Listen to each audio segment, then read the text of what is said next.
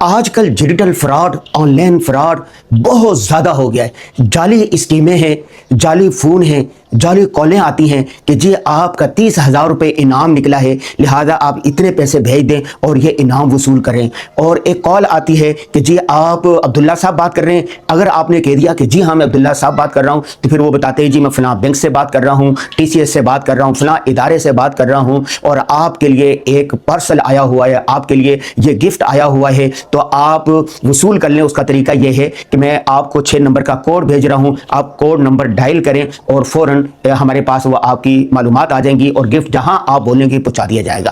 جیسے ہی آپ 6 نمبر کا کوڈ ڈائل کرتے ہیں، آپ کا واٹس ایپ ہیک ہو جاتا ہے، آپ کے بینک اکاؤنٹ ہیک ہو جاتے ہیں اور بینک آپ کا خالی ہو جاتا ہے۔ اسی پیسہ جیز کیش ساری چیزیں ہونا، پیسے خالی ہو جاتے ہیں اور آپ ہاتھ ملتے رہ جاتے ہیں۔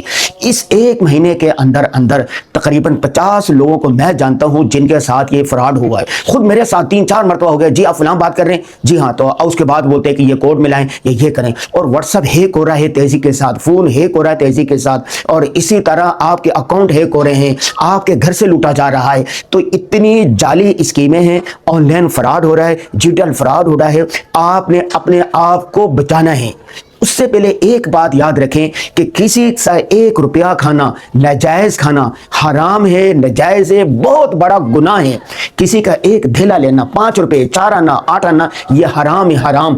قرآن پاک میں بے شمار مقامات پر ہے، یا ایھا الرسل کلوا من الطیبات واعملوا صالحا، رزق حلال کھاؤ، رزق حلال کھاؤ، رزق حلال کھاؤ۔ حرام کھانے کی نحوست کئی نسلوں تک جاتی ہے، اور جو آدمی حرام کھاتا ہے، لقمہ حرام ہوتا ہے، اس کی عبادات کیسے قبول ہو سکتی ہیں؟ حدیث پاک میں آتا ہے کہ ایک آدمی ہے، وہ بڑی دور سے حرم شریف پہنچا ہے، بیت اللہ کا بیت اللہ کا غلاف پکڑا ہوا، یا ربی کہہ رہا ہے۔ حالت یہ ہے کہ اس کے جسم پر جو احرام ہے وہ حرام کے پیسے کا، جو کھانا کھایا ہوا ہے وہ حرام کے پیسے کا۔ ایسے میں بھلا اس کی عبادت و دعا کیسے قبول ہو سکتی ہے؟ بھائی پہلی بات یہ ہے کہ یہ حرام، جعلی فراڈ، 2 نمبر، دھوکہ دہی سے کمانا، یہ حرام ہے، گناہ ہے، نجائز سے بچنا چاہیے۔ نمبر 2، آپ نے اپنے آپ کو، اپنے گھر والوں کو، اپنے بچوں کو، اپنے دوست احباب کو ان جعلی اسکیموں کے بارے میں بتانا ہے۔ جعلی اسکیموں سے خود بھی بچنا ہے، اپنے گھر والوں کو بھی بچانا ہے، اپنے دوست احباب کو بھی بچانا ہے۔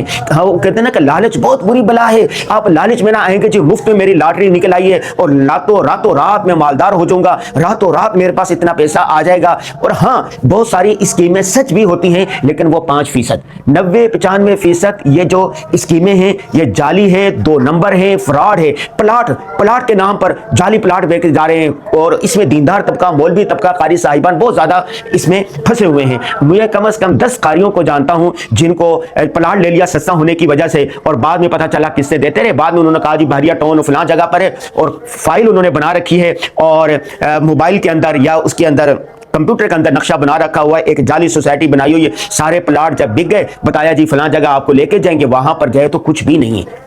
ٹھیک ہے، تو جعلی پلاٹ خریدنے سے، جعلی چیزیں خریدنے سے، جعلی اسکیموں سے اور ڈیجیٹل فراڈ جو ہو رہا ہے، اس سے آپ خود بھی بچیں، دوسروں کو بھی بچیں۔ کبھی ایسا فون نہ اٹھائے جن کو آپ نہیں جانتے، کبھی ایسے آدمی پر یقین نہ کریں جن کو آپ اچھے طریقے سے نہیں جانتے، کبھی بھی بتائے گئے کوڈ کو آپ ڈائل مت کریں۔ آپ کا واٹس ایپ، آپ کا فون، آپ کے بینک اکاؤنٹ، آپ کے موبائل سب ہیک ہو جائے گا، اور آپ کا اکاؤنٹ خالی ہو جائے گا، اور آپ ہاتھ ملتے رہ جائیں گے۔